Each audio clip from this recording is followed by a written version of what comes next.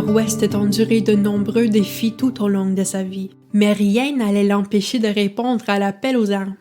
Henry Nord-Ouest est né dans une famille Cree en 1884 dans les territoires du Nord-Ouest. Dès le début, Henry a eu une enfance difficile, un parent absent, des déménagements forcés et une discrimination constante. Sa famille était extrêmement mobile et voyageait dans toute l'Alberta à la recherche de nouveaux territoires de chasse. L'expérience vécue du pistage, de la traque et de la chasse se révélera utile dans sa carrière militaire plus tard dans la vie. En tant que jeune homme, Henry acceptait tous les emplois qui se présentaient à lui. Il a travaillé dans l'agriculture, l'élevage et même en tant qu'artiste de rodéo.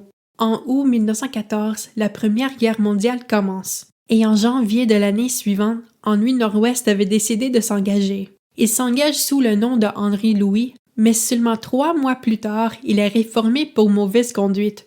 Henry ne devait pas se laisser décourager. 8 mois plus tard, il s'est à nouveau engagé sous un nouveau nom, déterminé à prendre un nouveau départ. Et cette fois, ça a marché. Henry s'est avéré être une source d'inspiration outre-mer. Ses compétences acquises en tant que chasseur ont fait de lui un tireur d'élite, et il est rapidement devenu le tireur d'élite du bataillon.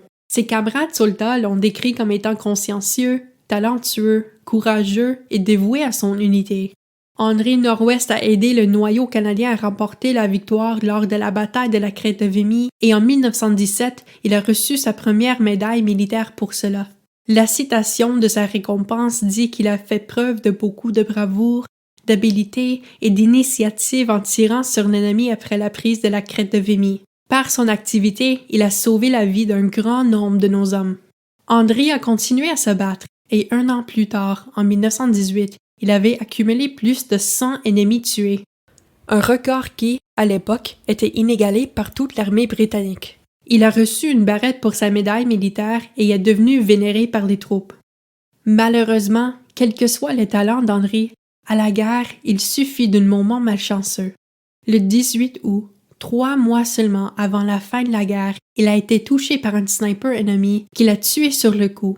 Un véritable héros avait été perdu, mais pas oublié.